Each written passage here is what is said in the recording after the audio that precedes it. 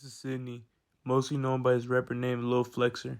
He was famous and up-and-coming rapper from the city of Atlanta that was only 19 years old. He had money, cars, and great minds guiding him along his career. Sadly, it all ended one evening when he was found dead in an alleyway when a witness found his lifeless body with multiple stab wounds. He was last seen alive by his manager, who he had previously visited for business reasons, before being murdered. The first suspect is 17-year-old Eduardo. He was in the vicinity of the scene, which quickly made him a suspect in the investigation.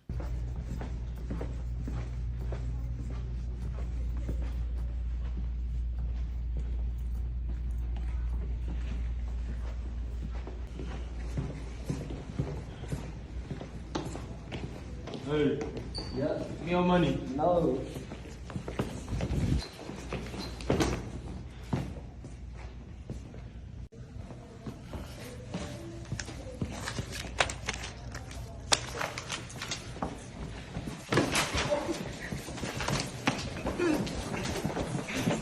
Around a couple minutes passed before Eduardo stumbled across the body and called the police. From here, they asked him a couple questions to pretty much clear up his name. Were you able to see anything at the time?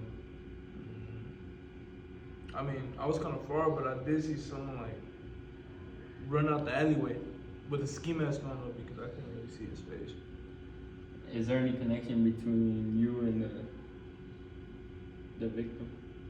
I don't know. Either. Once the interview was over, the investigator came out to the public and spoke about the situation. The crime scene was laid out. The victim, which we later found out was famous rapper Lil Flex, sadly didn't make it into the recording studio. I believe from the body we recovered with multiple stab wounds and the two pieces of evidence, we found that it was a robbery gone wrong. We haven't found the suspect, but the evidence we received will be very important in his capture. Some of the evidence found in the crime scene was a knife, some money, and fingerprints on both of the items. Both of the pieces of evidence found in the crime scene were crucial to the investigation. Then spoke with Lil Flex's was manager. Incredible, dude. When I gave him all that money, I never expected it would turn out like this. It's a tragic thing that happened. I wouldn't wish this on nobody, but I'll tell you something. We're gonna capture the man that did this, the man responsible, and we wish the best for Lil Flex's family. A couple days passed before the forensics team received the evidence. Once in the laboratory, the serology team and the latent print examiners managed to both find evidence to crack down on the suspect. The serology team managed to find blood DNA of the suspect on the knife. This means that when trying to stab the victim, he probably got hurt in the process from the victim fighting back. Both DNA evidence and fingerprint evidence all led back to Elmer. Once they went to his home, they went in for a search and ended up finding the last piece of evidence, which was a ski mask that he had wore for the murder. My client here today is innocent. He doesn't know the rapper. He left his past in the past. And personally, I know him pretty well and I knew he wouldn't do this.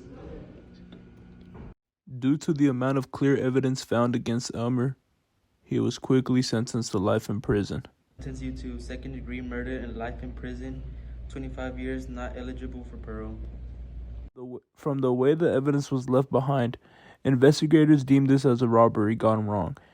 They believe when Elmer went up to rob him, Sidney denied and didn't give him anything, which led Elmer to quickly pull out the knife and stab him multiple times. Sidney probably fought back, which led to Elmer cutting himself with his own knife. In the end, sadly, Sidney didn't make it and died at a young age.